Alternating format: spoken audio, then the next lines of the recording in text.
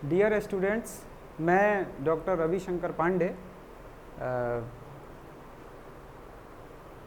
आप लोगों के समक्ष उपस्थित हुआ हूँ। मैं ये बता दूं कि मैं इलाहाबाद विश्वविद्यालय से मैंने रिसर्च किया है और इस समय मैं पिछले 4 साल से यूइंग क्रिश्चियन कॉलेज में गेस्ट फैकल्टी के रूप में पढ़ा रहा हूँ और मैं उड़ान द फ्लाई के माध्यम से आप लोगों को ये आधुनिक विश्व का इतिहास 1453 से 1789 इस प्रश्न पत्र के सिलेबस और जो इस सिलेबस को पढ़ाने के लिए या पढ़ने के लिए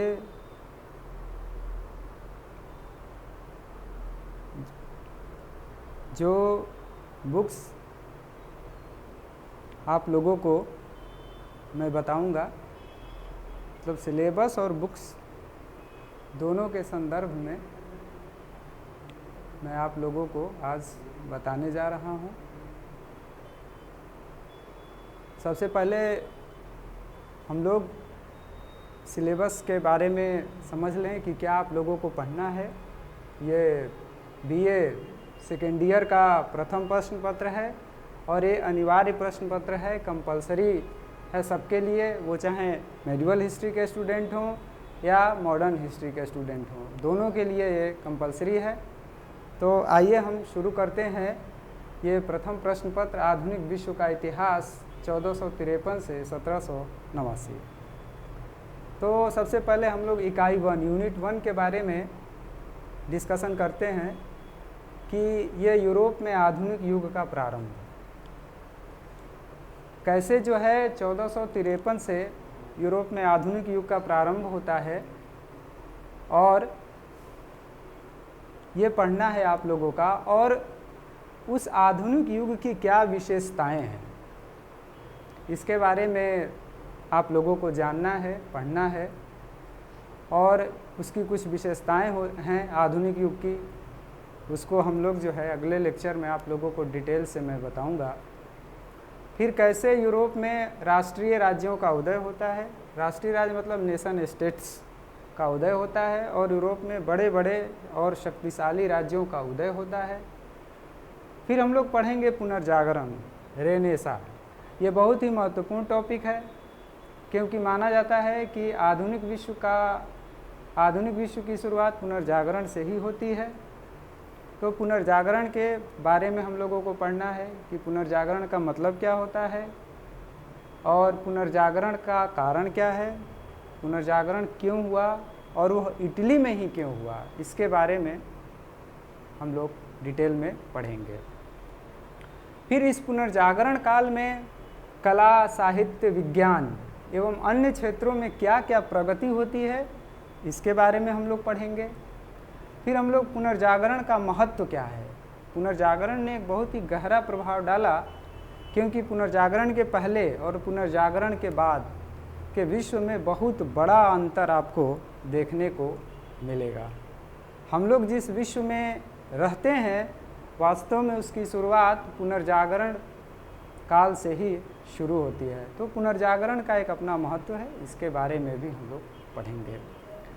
और उसी पुनर्जागरण के कारण ही फिर आप देखेंगे कि भौगोलिक अन्वेषण एवं खोजें शुरू हो जाती हैं, जियोग्राफिकल डिस्कवरीज, इसके बारे में भी हम लोग पढ़ेंगे कि भौगोलिक खोजों के क्या कारण हुए और इसके भी क्या परिणाम होते हैं, इसके बारे में भी हम लोग पढ़ेंगे। उसके बाद हम लोग वाणिज्यिक क्रांति पढ़ेंगे, कमर्शियल रिवॉल्यूशन के बारे में पढ़ेंगे। फिर यूरोप में समुद्र पार व्यापार का विस्तार, जब भौगोलिक अन्वेषण हो जाता है तो वाणिज्यिक क्रांति होगी और फिर यूरोप का जो व्यापार है वो धीरे धीरे समुद्र पार से दूर होकर के कई देशों में फैल जाता है। फिर उसके बाद जो यूनिट 1 में जो चौथा टॉपिक है वो है धर्म सुधार आंदोलन। धर्म सुधार आंदोलन बहुत ही महत्वपूर्ण टॉपिक है और जो कि हमेशा एग्ज़ाम में पूछा जाता है और ग्रेजुएशन के साथ साथ आप लोगों को आगे के एग्ज़ाम में भी, जैसे जो भी प्रतियोगी परीक्षाएं आप लोग देते हैं उसमें भी धर्म सुधार आंदोलन के बारे में काफ़ी कुछ पूछा जाता है। तो धर्म सुधार आंदोलन कैसे शुरू हुआ, इसके क्या कारण थे, इसके बारे में हम लोग पढ़ेंगे विस्तार से। और चूँकि इसमें मार्टिन लूथर की बहुत ही महत्वपूर्ण भूमिका रही है, तो इसीलिए हम लोग आगे लूथर एवं कॉल्विन के क्या विचार थे और उनका इस धर्म सुधार आंदोलन में क्या योगदान है, इसके बारे में भी हम लोग पढ़ेंगे। और फिर धीरे धीरे जर्मनी से होते हुए ये धर्म सुधार आंदोलन पूरे यूरोप में इसका विस्तार होता है, जिसको प्रोटेस्टेंटवाद के नाम से जाना जाता है। चूँकि इसको प्रोटेस्टेंट आंदोलन के नाम से भी जाना जाता है धर्म सुधार आंदोलन को, तो इसलिए प्रोटेस्टेंटवाद का प्रसार जो है पूरे यूरोप में होता है। फिर इंग्लैंड में भी धर्म सुधार आंदोलन होता है, जर्मनी के बाद फ्रांस में भी होता है। तो हम लोगों को इंग्लैंड में भी धर्म सुधार आंदोलन पढ़ना है। और फिर धर्म सुधार आंदोलन के बाद जो चूँकि धर्म सुधार आंदोलन जो है वो कैथोलिक जो मत है उसके विरुद्ध में होता है, उसके प्रोटेस्ट में होता है, इसलिए उसका नाम प्रोटेस्टेंट आंदोलन उसका नाम है। तो कैथोलिक में भी जो है वो लोग भी अपने धर्म में सुधार करते हैं, उसको प्रति धर्म सुधार आंदोलन के नाम से जाना जाता है, काउंटर रिफॉर्मेशन मूवमेंट के नाम से जाना जाता है। तो उसके भी क्या उद्देश्य हैं और कौन कौन से उसके कारण रहे हैं और उस आंदोलन का भी क्या महत्व है, इसके बारे में हम लोग डिटेल में पढ़ेंगे। फिर इसके बाद हम लोग यूनिट 2 में आते हैं। अब जब धर्म सुधार आंदोलन हो गया है, पुनर्जागरण का दौर शुरू हो गया है और राष्ट्रीय राज्यों का उदय हो गया है, तो अब निश्चित रूप से अब यूरोप में क्या होगा, निरंकुशवाद का जन्म होगा। निरंकुश का मतलब कि अब जब बड़े बड़े राज्य बनेंगे तो राजा जो होंगे वो बड़े ही शक्तिशाली होंगे, और शक्तिशाली होंगे तो निरंकुश भी होंगे। तो इसलिए यूरोप में अब एक नए युग की शुरुआत हो जाती है और अब बड़े बड़े शक्तिशाली राष्ट्रों का उदय होता है और वहाँ निरंकुशवाद का भी युग शुरू हो जाता है। तो उस निरंकुशवाद की क्या विशेषताएं हैं, हम लोग इसके बारे में डिस्कस करेंगे। सबसे पहला जो शक्तिशाली राष्ट्र जिसका उदय होता है यूरोप में वो है स्पेन।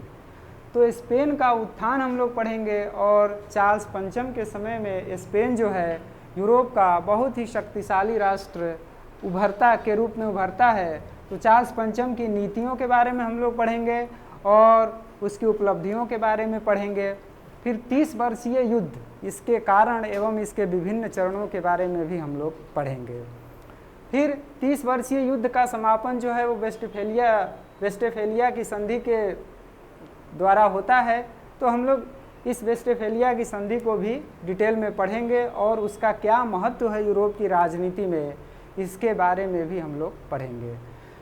फिर नीदरलैंड्स जो है यूरोप का, स्पेन का एक जो है राज्य रहता है, वहाँ विद्रोह होता है। तो नीदरलैंड्स के विद्रोह के क्या कारण थे एवं नीदरलैंड्स के विद्रोह का क्या महत्व है, इसके बारे में भी हम लोग आगे पढ़ेंगे। फिर स्पेन जो है वो ज़्यादा समय तक शक्तिशाली राष्ट्र नहीं रहता है, मात्र 100 साल ही उसका गौरव बरकरार रहता है। तो स्पेन के पतन, अवसान के कारण या पतन के कारणों पे भी हम लोग डिस्कस करेंगे। फिर उसके बाद हम लोग आते हैं फ्रांस में जो है वो बोरवा राजवंश के अधीन फ्रांस में भी एक निरंकुशवाद की स्थापना होती है और फ्रांस भी एक बहुत ही शक्तिशाली राष्ट्र बन करके उभरता है। उसका काल है 1589 से 1661। फिर लुई 14वें के बारे में आप लोग जानते ही हैं, जो है बहुत ही निरंकुश शासक, बहुत ही शक्तिशाली शासक, जो कहा करता था कि मैं ही राज्य हूँ, आई एम द स्टेट। तो फिर उसकी भी नीतियाँ एवं उसकी भी उपलब्धियों के बारे में हम लोग पढ़ेंगे। और फ्रांस की सर्वोपरिता में लुई 14 का क्या योगदान है, मतलब कि फ्रांस ने जो भी उपलब्धि हासिल की और फ्रांस जो कि देखते देखते यूरोप का शक्तिशाली राष्ट्र हो गया और तमाम देश फ्रांस का अनुकरण करने लगे। तो फ्रांस की इस सर्वोपरिता में लुई 14वें का क्या योगदान है, इसके बारे में भी हम लोग पढ़ेंगे। फिर उसके बाद जो यूनिट 2 में जो चौथा टॉपिक है वो है इंग्लैंड में ट्यूडर निरंकुशवाद, और वहाँ भी ट्यूडर राजवंश की स्थापना होती है और वहाँ के राजाओं, उसके बारे में भी हम लोग पढ़ेंगे कि उस ट्यूडर निरंकुशवाद की क्या विशेषताएं हैं एवं क्या उपलब्धियां हैं। फिर उसके बाद स्टुअर्ट निरंकुशवाद एवं पढ़ेंगे, और स्टुअर्ट राजाओं के शासनकाल में ही प्रतिरोध भी शुरू हो जाता है, इंग्लैंड की जनता प्रतिरोध करने लगती है, तो इसके बारे में भी हम लोग पढ़ेंगे। और इसी प्रतिरोध का परिणाम है गौरवमयी क्रांति। गौरवमयी क्रांति जिसके कारण, परिणाम एवं महत्व के बारे में हम लोग पढ़ेंगे। ये बहुत ही महत्वपूर्ण टॉपिक है, गौरवमयी क्रांति। उसके बाद जो 5वां टॉपिक है वो है उस्मानी तुर्क साम्राज्य के उत्थान एवं प्रसार। जो ऑटोमन तुर्क का जो साम्राज्य है उसके उत्थान एवं पतन के बारे में हम लोग पढ़ेंगे, क्योंकि ऑटोमन तुर्कों ने ही कुस्तुनतुनिया पे आक्रमण किया था 1453 से, और फिर वहीं से पुनर्जागरण का दौर शुरू होता है। तो उस्मानी तुर्क साम्राज्य के उत्थान एवं उसका प्रसार और उसके प्रमुख चरण और सुलेमान आलीशान का योगदान क्या है, उसमें ये सब भी हम लोग पढ़ेंगे। फिर हम लोग आते हैं यूनिट 3 में, ये है यूरोपीय औपनिवेशिक विस्तार एवं प्रबुद्धता का युग। इसमें हम लोग सबसे पहले पढ़ेंगे यूरोपीय उपनिवेशवाद के उदय एवं विस्तार के कारक। अब कैसे यूरोप में जो है उपनिवेशवाद का उदय होता है और कैसे उसका विस्तार होता है, इसके क्या कारण हैं, इसके बारे में भी हम लोग डिटेल में पढ़ेंगे। फिर जो लैटिन अमेरिका की प्रमुख पारंपरिक संस्कृतियां तथा विजेताओं द्वारा उनका विनाश हम लोग पढ़ेंगे कि किस तरीके से जो यूरोपीय शक्तियां हैं वो लैटिन अमेरिका में प्रवेश करती हैं और वहाँ की जो पारंपरिक जो स्थानीय जो संस्कृतियां हैं और कैसे उसका ये लोग विनाश करते हैं, ये सब भी हम लोग पढ़ेंगे। फिर उत्तरी अमेरिका में यूरोपीय प्रतिस्पर्धाएं एवं औपनिवेशिक प्रसार। उत्तरी अमेरिका में यूरोप के सारे देश अब वहाँ जो है आपस में ही प्रतिस्पर्धा करते हैं अपने प्रसार के लिए, तो इस औपनिवेशिक प्रसार के बारे में भी हम लोग पढ़ेंगे। फिर जो दूसरा जो महत्वपूर्ण टॉपिक है वो है यूरोप में प्रबुद्धता का युग। ये बहुत ही महत्वपूर्ण है क्योंकि अब लगभग 18वीं शताब्दी का दौर आने वाला है और हम लोग जो है पुनर्जागरण काल से अब प्रबुद्धता के युग में प्रवेश करेंगे, और उसकी क्या विशेषताएं हैं, उसके प्रमुख विचार क्या हैं, कौन कौन से उसके प्रमुख विचारक हैं, और इस प्रबुद्ध युग की क्या महत्व है, ये सब भी हम लोग डिटेल में पढ़ेंगे। इसी प्रबुद्ध शासकों में हम लोग सबसे पहले रूस में पढ़ेंगे पीटर महान। रूस का उत्कर्ष होता है, अब रूस भी एक बहुत ही शक्तिशाली राष्ट्र बन जाएगा, तो पीटर महान के बारे में भी पढ़ेंगे, और हम लोग कैथरीन महान का क्या योगदान है रूस के उत्कर्ष में, इसकी भी चर्चा करेंगे। फिर उसके बाद हम लोग प्रबुद्ध निरंकुशवाद के बारे में पढ़ेंगे। जैसा कि मैंने बताया कि लगभग ये टॉपिक लगभग मिलता है, और इसमें प्रतिनिधि जो प्रबुद्ध शासक हैं एवं क्या उनका कृतित्व है, मतलब उन्होंने क्या किया है, इसके बारे में हम लोग पढ़ेंगे। और प्रबुद्ध निरंकुश शासक के रूप में प्रसा के फ्रेडरिक महान की नीतियों के बारे में पढ़ेंगे एवं उसकी क्या भूमिका रही है, क्योंकि प्रबुद्ध निरंकुश शासकों में सबसे महान जो है वो फ्रेडरिक महान को ही माना गया है। तो इसकी नीतियों के बारे में और इसकी क्या भूमिका रही है प्रबुद्ध निरंकुशवाद की विचारधारा को विस्तार देने में, ये सब भी हम लोग डिटेल में पढ़ेंगे।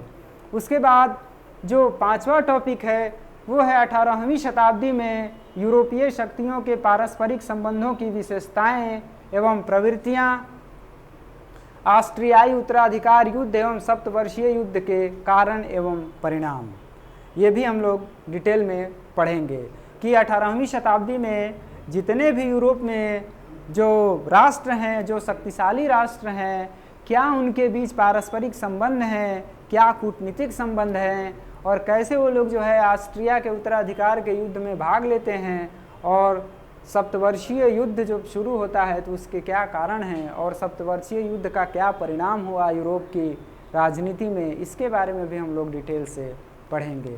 अब हम लोग आते हैं अंत में यूनिट 4 में, ये पूर्वी विश्व। अब हम लोग जो है यूरोप से थोड़ा निकलते हैं और एशिया में आते हैं, तो उसमें जो है हम लोगों को इसमें चीन के बारे में पढ़ना है। चीन में दो वंश हैं, मिंग और चिंग। तो मिंग वंश के अधीन चीन क्या कैसे राजनीतिक विकास होता है, कैसे उसका सामाजिक जीवन है, कैसे वहाँ का आर्थिक जीवन है, फिर वहाँ की संस्कृति क्या है, इसके बारे में भी हम लोग पढ़ेंगे। फिर मिंग के बाद जो चिंग वंश है उसके अधीन भी चीन के बारे में हम लोग पढ़ेंगे कि क्या उसका राजनीतिक जीवन क्या है, सामाजिक जीवन क्या है, आर्थिक जीवन क्या है, एवं सांस्कृतिक परिस्थितियाँ वहाँ कैसी हैं। और इसी चिंग वंश के शासनकाल में ही यूरोपीय शक्तियाँ जो हैं वो चीन में प्रवेश करती हैं। और तो हम लोग इसको डिटेल में पढ़ेंगे और क्या वहाँ की परिस्थितियाँ होती हैं और क्या वहाँ समस्याएं हैं, ये सब के बारे में हम लोग बहुत ही डिटेल में पढ़ेंगे। उसके बाद हम लोग जो है चीन के बाद जापान की तरफ आते हैं। तोकुगावा जो शोगुन तंत्र है, शोगुनेट के अधीन जापान, तोकुगावा शोगुनेट के शासनकाल में जापान के बारे में हम लोग पढ़ेंगे कि वहाँ की राजनीतिक जीवन क्या है, प्रशासनिक जीवन क्या है एवं आर्थिक व्यवस्था क्या है, सामाजिक एवं सांस्कृतिक जीवन के बारे में पढ़ेंगे। फिर जो चौथा टॉपिक है वो है कि यूरोपीय देशों से चीन एवं जापान के संपर्कों का विकास एवं विस्तार तथा उसके प्रभाव, कि अब कैसे यूरोप के देश चीन और जापान में प्रवेश करते हैं और कैसे उनका यूरोप से संपर्क स्थापित होता है और उसका क्या प्रभाव पड़ता है चीन और जापान पे, इसके बारे में हम लोग डिटेल से पढ़ेंगे। फिर जो पांचवा टॉपिक है वो है अफ्रीका, दक्षिण एशिया तथा दक्षिण पूर्व एशिया में प्रारंभिक यूरोपीय औपनिवेशिक गतिविधियों की मुख्य प्रवृत्तियाँ। अब यूरोप जो है यूरोप वाले अफ्रीका में भी पहुंच जाते हैं, दक्षिण एशिया में भी आएंगे और दक्षिण पूर्व एशिया में भी प्रारंभिक दौर में उनकी क्या गतिविधियां रही हैं, इसके बारे में हम लोग पढ़ेंगे। फिर इकाई यूनिट 5 में हम लोग आते हैं, ये संक्रमणकालीन विश्व है ये टॉपिक। इसमें हम लोग जो है उत्तरी अमेरिका के ब्रिटिश उपनिवेशों का विद्रोह पढ़ेंगे कि वहाँ क्या परिस्थितियाँ रही हैं, विद्रोह के क्या क्या कारण रहे हैं और विद्रोह के प्रमुख चरणों को पढ़ेंगे एवं उसके क्या परिणाम हुए, इसके बारे में पढ़ेंगे। फिर अमेरिका के स्वतंत्रता संग्राम का क्या महत्व है, मतलब ये जो यूनिट 5 में जो संक्रमणकालीन विश्व है, जो इसका पहला टॉपिक है, वो पूरी तरीके से अमेरिकी स्वतंत्रता संग्राम पर आधारित है। यानी अमेरिकी स्वतंत्रता संग्राम का क्या कारण रहा है, उसके कौन कौन से चरण रहे हैं और उसका क्या परिणाम हुआ, और अंत में हम लोग पढ़ेंगे अमेरिका के स्वतंत्रता संग्राम का क्या महत्व रहा। ये बहुत ही महत्वपूर्ण टॉपिक है क्योंकि अमेरिकी स्वतंत्रता संग्राम ने पूरे विश्व पे अपना प्रभाव डाला था। इसके बाद हम दूसरे टॉपिक में पढ़ेंगे 18वीं शताब्दी में फ्रांस की क्या कंडीशन है, क्या स्थिति है, और लुई 14वें के बाद जब लुई 15वां वहाँ का शासक बनता है तो वहाँ जो है फ्रांस की जो निरंकुशवादी व्यवस्था है वहाँ उस पर कैसे संकट उत्पन्न होता है और कैसे वहाँ क्रांतिकारी परिस्थितियों का विकास होता है। आप लोगों को मालूम है कि लुई 14वें के बाद जब लुई 16वां शासक बनता है तो उसी के समय में फ्रांस में एक बहुत बड़ी क्रांति होती है, जो अभी आप लोगों को तो नहीं पढ़ना है, लेकिन लुई 15वें के समय से ही क्रांति की जो स्थितियां बनती जा रही हैं, जो परिस्थितियां बनती जा रही हैं, उसके बारे में हम लोग पढ़ेंगे। उसके बाद जो तीसरा टॉपिक है वो है यूरोप में कृषि क्रांति एवं उसका प्रभाव, कैसे यूरोप में विज्ञान के विकास के कारण कृषि में भी क्रांति होती है और उसका क्या प्रभाव पड़ता है।